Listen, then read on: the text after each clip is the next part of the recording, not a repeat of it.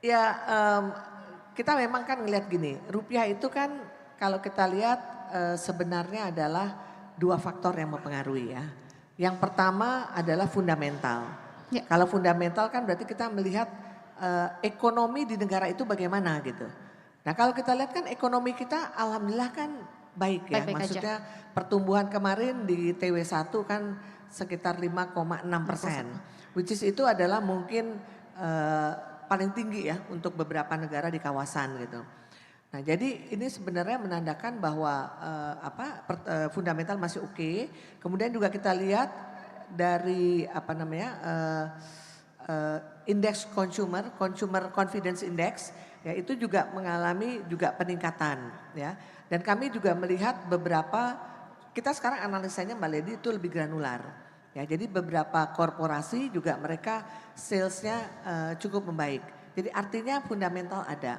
Cuman sekarang ini kan ada masalah juga karena ada sentimen, karena adanya di global yang masih terus gonjang-ganjing yang Ya, belum selesai. Nah ini yang tentu akhirnya mendominasi saat ini. Karena juga dilihat negara lain semua juga mengalami kelemahan seperti itu.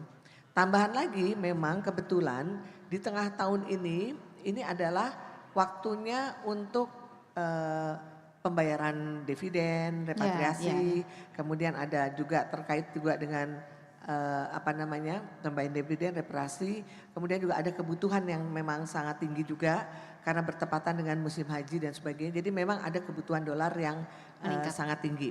Jadi memang sehingga kembali lagi antara supply dan demand lah ya. Jadi saat ini memang demand sedang tinggi, tapi tentunya kita berharap dengan fundamental yang baik, kemudian juga dengan return spread dengan di Amerika juga sekarang mulai melebar. Nah ini akan memberikan dan juga kita bisa dari pemerintah juga sudah makin jelas program kedepannya seperti apa.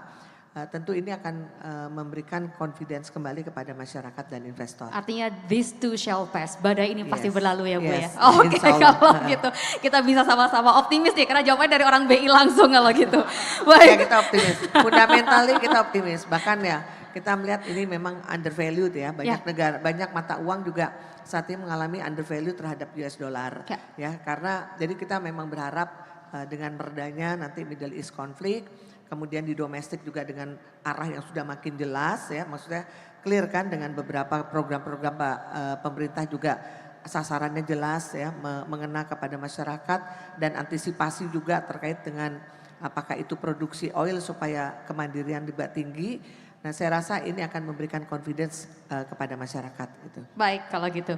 Sekarang saya mau ke Pak Hernawan. Tadi di slide presentasi Bu Destri juga dijelaskan bahwa BI pun melakukan pendampingan pada beberapa sektor termasuk dengan UMKM supaya bisa digelorakan. Lebih baik lagi scale up bisnis mereka masing-masing. Kita lihat bahwa memang UMKM kan selama ini menjadi pahlawan ekonomi nasional ya Pak ya, menyerap 97% dari tenaga kerja kita. Ini luar biasa angkanya. Nah, dengan peluasan peran OJK Pak melalui Undang-Undang P2SK, gimana sih Pak strategi OJK ini untuk mendorong sektor jasa keuangan supaya kedepannya itu bisa lebih mendukung penguatan UMKM? Kalau tadi BI kita udah mendengarkan apa-apa saja yang bisa dilakukan. Kalau dari OJK dengan perluasan undang-undang tadi Pak, apa Pak yang bisa dilakukan untuk bisa terus mendorong sektor UMKM supaya mereka bisa terus maju dan berkembang? Ya, makasih Bu Leni. Tadi sekalian nambahin yang pertanyaannya Bu Destri, apa yang tanya ke Bu Destri. Optimis nggak? Kita juga sangat optimis, Mbak. Oh jadi OJK juga optimis nih ya? Iya, jadi bukan hanya karena orang BI yang menjawab gitu, kita pun juga sangat optimis. Oke. Karena begini, industri keuangan kita sekarang juga dalam kondisi yang cukup solid gitu. Artinya tentunya itu memudahkan juga untuk kembali kepada kurs yang lebih baik, artinya tidak menjadi terlalu itu, kita betul-betul juga di industri keuangan juga optimis. Gitu. Artinya netizen jangan godok-godok nih ya, udah denger loh jawabannya dari BI, dari OJK, jangan digodok-godok lagi udah yang begini. Oke. Oke.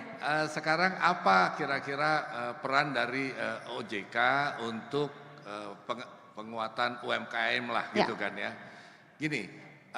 Betul, kita selalu bekerja sama. Tadi kita mengatakan bahwa kita itu selalu bersinergi dengan berbagai stakeholders kan gitu, dengan para stakeholders, dengan Bank Indonesia juga banyak. Ya. Dengan Bank Indonesia ini kita banyak belajar, banyak bekerja sama, banyak juga untuk bukan hanya business matching yang kita lakukan, tapi juga untuk bagaimana BI melakukan pendampingan kan gitu.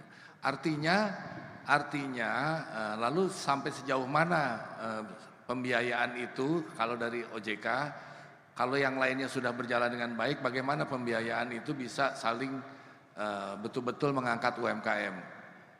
Perbankan susah masuk katakan gitu kan ya. Kita lihat apakah ada nggak dari apa istilahnya security crowdfunding gitu Ya. kan, itu udah bisa mulai masuk. Dari penjaminan untuk membantu perbankan juga bisa ikut di situ. Jadi ada banyak yang kita dari asuransi juga akan banyak yang bisa terlibat di situ. Jadi tidak melulu hanya industri perbankan yang masuk ke dalam sektor-sektor itu. Dan dari tadi yang kita udah lihat itu udah banyak yang memberikan